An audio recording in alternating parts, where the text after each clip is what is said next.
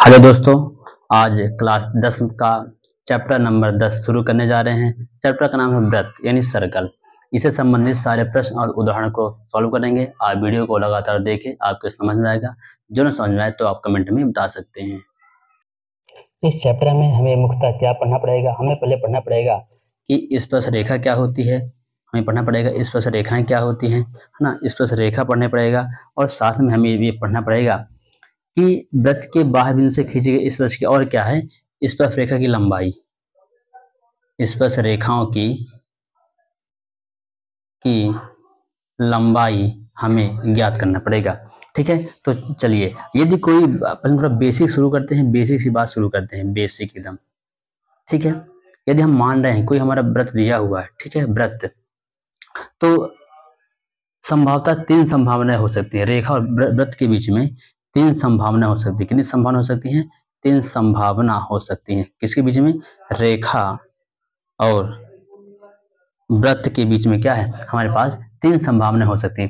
पहली संभावना हो सकती है कि मान लेते हैं पहले समझा कि मान लेते हैं कोई एक व्रत है, ये हमारा व्रत हो गया। ठीक है, अब इसमें क्या है कि एक ये हमारा व्रत हो गया और एक हमारी रेखा हो गई, ये रेखा हो गई। तो ये जो रेखा है ना, तो ये अस्पर्श रेखा है। इस तो ऐसी कंडीशन कहेंगे ये अस्पर्श रेखा है, ये अस्पर्श रेखा है।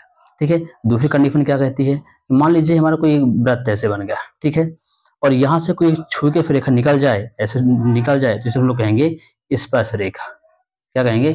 स्पर्श रेखा कहेंगे। ठीक है, और तीसरी कंडीशन हो सकती है कि हमारे पास मान लीजिए तो ये हमारा कोई व्रत है और इस व्रत को ऐसे कोई ऐसे काट के निकल जाए, तो इसे लोग कह देंगे कि ये छेदक रेखा। कौन? ये छेदक रेखा है। ठीक है, छेदक रेखा है। तो मुख्यतः हम व्रत में इतनी चीजें हम लोग देखेंगे। ठीक है, तो यदि इस स्पर्श रेखा यहाँ क्या बिंदु P है, तो यहाँ पे इस किसी एक पॉइंट पर क्या है, ये स्पर्श करेगी। ठीक है, ऐसे। तो हम ये जानते हैं कि ये हमारा ये तो कोई व्रत है, इसका केंद्र O मान लेते हैं ऐसे। तो यहाँ पर क्या ये सभी क्या है, त्रिज्याएं हैं, हमको हम जानते हैं। ठीक है, अब शुरू करते हैं। अब क्लास को और आगे बढ़ाते हैं और इसमें एक छोटी सी प्रमेय पहले सिद्ध करते हैं। प्रमेय, ये हमारी प्रमेय 10.1 कहती है कि वृत्त के किसी बिंदु से स्पर्श रेखा स्पर्श बिंदु से जाने वाली त्रिज्या पर लंब होती है। ठीक है, तो हम मान लेते हैं हमारा कोई वृत्त है। ठीक है, ये हमारी स्पर्श रेखा है ना। यहाँ से जो जा रही है ये क्या है, त्रिज्या, ये है ना, त्रिज्या इस पर क्या है, लंब होती है। हमें ये सिद्ध करके दिखाना, ये हमारा डायग्राम है। चलिए आइए शुरू करते हैं, इस सवाल को स्टेप बाय स्टेप सॉल्व करते हैं। ठीक है, तो इसमें पे लिखना है कि जो क्वेश्चन में दिया वो लिखना है। ठीक है ना, क्वेश्चन हमने यहाँ लिख दिया है कि माना एक कोई वृत्त है जिसे केंद्र O है और एक रेखा का एक्स वाई है और यह बिंदु P पर क्या ये स्पर्श करती है। ठीक है, इतना हमें लिखना पड़ेगा। लिखेंगे दिया है, दिया है, क्या दिया है कि केंद्र O वाला एक वृत्त है। क्या लिया है? केंद्र O वाला एक वृत्त है, और बिंदु P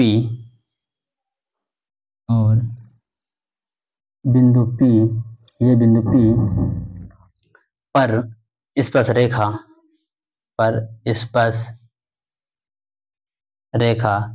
एक्स वाई है। ठीक है, ये स्पर्श रेखा दी हुई है। ठीक है, इतना हमको दिया। अब लिखेंगे सिद्ध करना है। क्या सिद्ध करना? वो लिखना है, लेकिन सिद्ध करना है, क्या सिद्ध करना है कि OP है ना, लंब किस पे है, एक्स वाई पर। तो ये सिद्ध करना OP लंब एक्स वाई, हमें ये सिद्ध करना है। ठीक है, अब करेंगे। अभी हमने यहाँ पर क्वेश्चन दिया, लेकिन जो डॉट डॉट है क्या, हमने इसमें रचना की है। तो लिखेंगे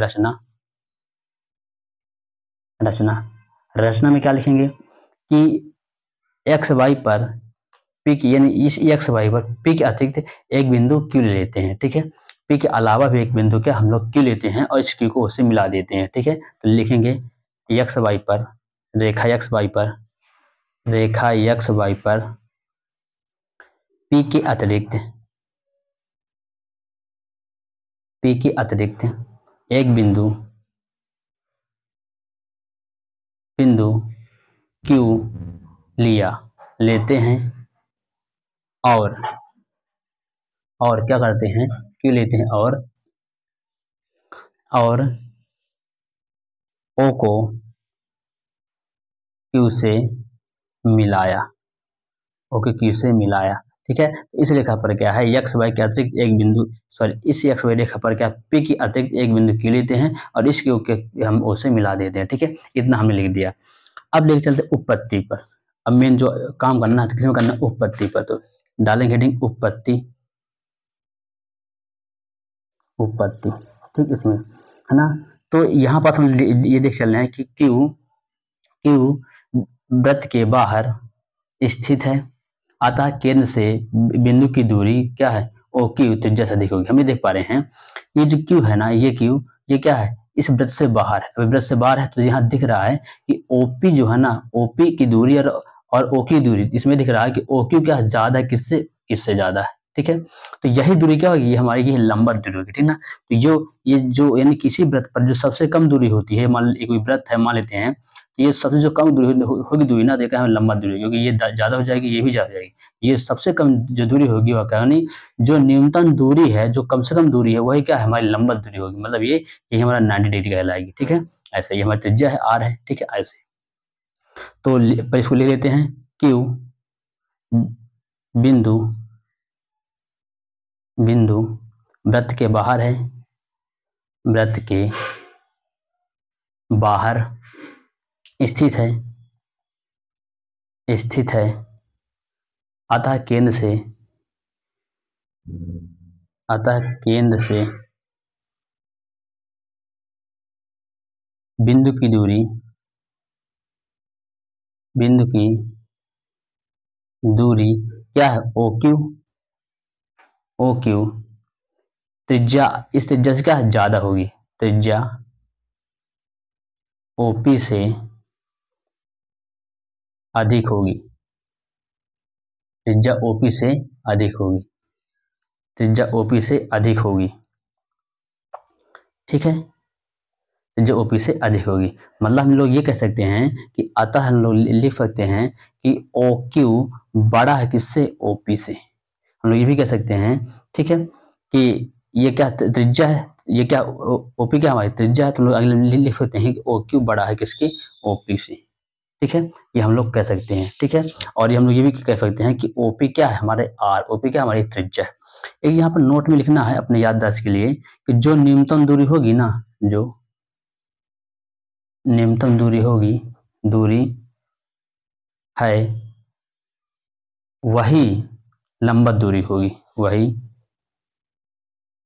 लंबवत दूरी होगी, अर्थात 90 डिग्री होगी। मतलब क्या है, ये जो कम से कम दूरी दिख रही ना, ये है, यही न्यूनतम दूरी होगी, तो यही क्या लंबवत दूरी होगी, और यही क्या 90 डिग्री पड़ेगी, है ना, यही दूरी होगी। हम किसी को सिद्ध करके दिखा दें ये इससे, ये कि ये ओपी क्या है, ओपी ओपी से छोटा है ना, तो बस ये हमें दिखाना है। ठीक है, इतना हम लोग लिखेंगे। अब आगे चलेंगे, यहाँ अगर समझने की कोशिश करें तो यहाँ ये देख पा रहे हैं कि ये बिंदु P के अलावा भी यदि कोई बिंदु यहाँ भी है, यहाँ भी कहीं भी है, तो तब भी क्या OP से यहाँ कोई बिंदु होगा, हर एक बिंदु क्या OP से ज्यादा होगा, है ना। तो इसी पर हम लिखेंगे कि इसी प्रकार, इसी प्रकार, प्रकार P के अतिरिक्त, P के अतिरिक्त रेखा एक्स वाई पर, रेखा एक्स वाई पर, रेखा एक्स वाई पर स्थित, स्थित सभी बिंदु, बिंदुओं, सभी बिंदुओं की केंद्र से, की केंद्र से दूरी सदैव ओपी से अधिक होगी।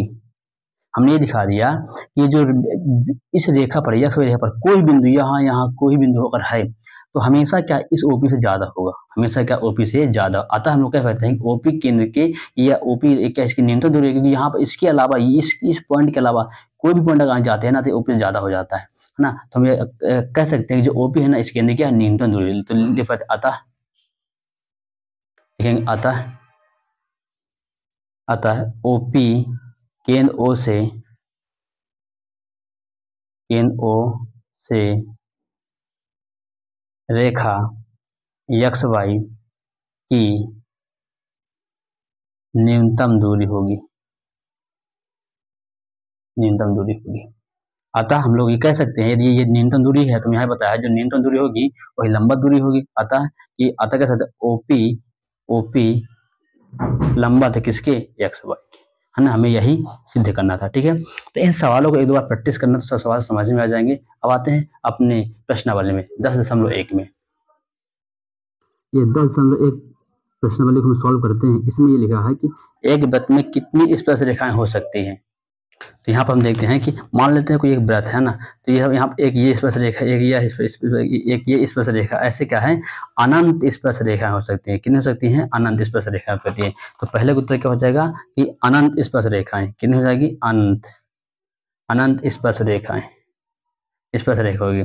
इसके बाद क्या बोला है कि किसी वृत्त की स्पर्श रेखा उसे खाली स्थान बिंदु पर प्रतिच्छेद करती है। तो कहाँ प्रतिच्छेद करती है कि उसे स्पर्श बिंदु पर क्या है, प्रतिच्छेद करती है,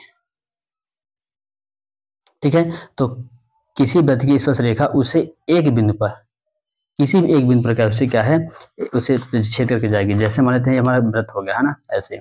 अब यहाँ स्पर्श रेखा किसी भी एक पॉइंट पर उसको स्पर्श यहाँ से करेगी, है ना। इससे क्या होगा, केवल एक बिंदु पर क्या प्रतिच्छेद करती है। यहाँ लिखा है वृत्त को दो बिंदु पर प्रतिच्छेद करने वाली रेखा को क्या कहते हैं, हम लोग कहते हैं छेदक रेखा। क्या कहते हैं, छेदक रेखा कहते हैं छेदक रेखा कहते हैं। अगला क्या कहता है कि वृत्त तथा उसकी स्पर्श रेखा के उपनिष्ठ बिंदु को क्या कहते हैं, समांतर रेखा कहते हैं, ठीक है। सॉरी, पहले सवाल नंबर 3 देखते हैं। कहता है कि एक वृत्त की खाली स्थान समांतर रेखाएं हो सकती है। तो हम ये कह सकते हैं एक वृत्त की दो समांतर स्पर्श रेखा से, मान लेते हैं कोई वृत्त ऐसा है ना, एक यहाँ से हो गई, एक यहाँ से।